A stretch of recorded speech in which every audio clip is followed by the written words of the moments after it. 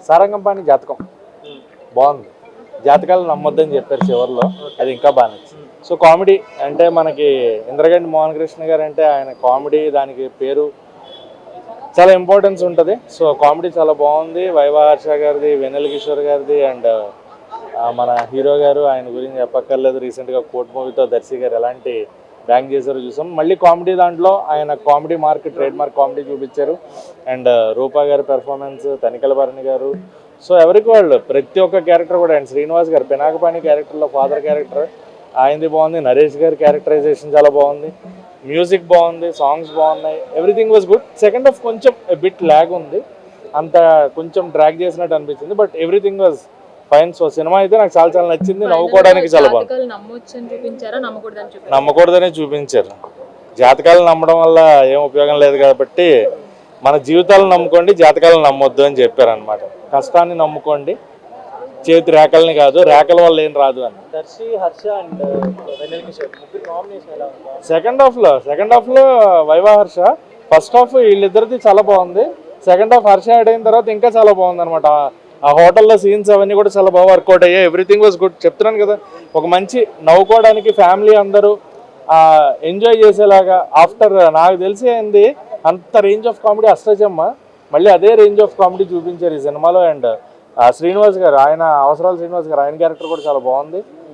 ఆయన జాతకాలు చెప్పేవాళ్ళు. ట్విస్ట్ ఉంటుంది, సో తెలిసిపోతుంది మనకి ట్విస్ట్ ఏంటి అనేది. But everything was good. Cinema చాలా బాగుంది, నవ్వుకోవడానికి ఫుల్ ఆఫ్ ఫన్ అనమాట. ఓవరాల్ రేటింగ్ అయితే 5కి 3.25 రేటింగ్. Full comedy. చూడాలి. ఎగ్జామ్స్ అయిపోయి పిల్లలందరూ హ్యాపీగా వచ్చి 2 గంటలు హ్యాపీగా తల్లిదండ్రులతో కూర్చుని అందరూ ఫ్యామిలీ అందరూ చూడొచ్చు. సరదాగా ఉంది, సరదాగా ఉందమ్మా. Thank you. అందరిది బాగుందండి. అందరికి మంచి మంచి క్యారెక్టర్స్ ఇచ్చారు. వాళ్ళు దానికి న్యాయం చేశారు.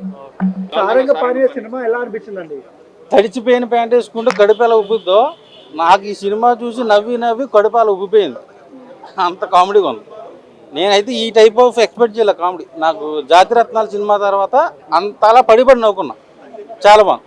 మన ప్రియదర్శిని గారు కానీ, వెన్నెల కిషోర్ గారు కానీ, హర్ష గారు కానీ, తనికల భరణి గారు కానీ కామెడీని అసలు పిచ్చి పీక్స్ ఇచ్చేసేసారు. అసలు ఈ కోర్టు సినిమా ఓవరాల్గా బ్లాక్ బస్టర్ అయితే ఇది కామెడీ పరంగా మంచి సెన్సేషన్ హిట్ అవుద్ది సినిమా. చాలా బాగుంది. ఆయన రోజు రోజుకి యాక్టింగ్ పరంగా ఇంప్రూవ్ అవుతున్నారు. సో ఈ సినిమాతో మంచి హ్యాట్రిక్ కొట్టారు. మోహన్ కృష్ణ, ఇంద్రగంటి గారు కూడా మంచి బ్లాక్ బస్టర్ పడింది ఈ సినిమాతో. Main comedy. అసలు మా లేడీస్ కానీ ఫ్యామిలీ ఆడియన్స్ కానీ పడి నవ్వుకుంటారు. అసలు జబర్దస్త్ కూడా పనికిరాదు. నాకు అంత బాగా నవ్వొచ్చింది సినిమా. సారంగంపాణి జాతకం కామెడీ. అది ఏంటంటే నిబ్బి లవ్ స్టోరీ ఒప్పుకోవాలి, ఎందుకంటే సో ఇది కామెడీ ఎంటర్టైనర్. ఈ సమ్మర్కి మంచి ఫ్యామిలీ కామెడీ ఎంటర్టైనర్. సో గోదావరిలో వెళ్ళేటప్పుడు పడవలో కాళ్ళు నీటిలో పెట్టి వెళ్తే ఎంత చల్లగా ఉంటుందో, నాకు ఈ సినిమా చూస్తే అంత హ్యాపీగా ఉంది. చాలా బాగుంది. ట్రెండింగ్ టాపిక్స్ అన్ని తీసుకుని కామెడీ పండించారనే ఆల్ఫా మేల్ ఇవన్నీ వస్తాయి. చాలా చక్కటి ట్రెండింగ్ అన్నీ వచ్చాయి.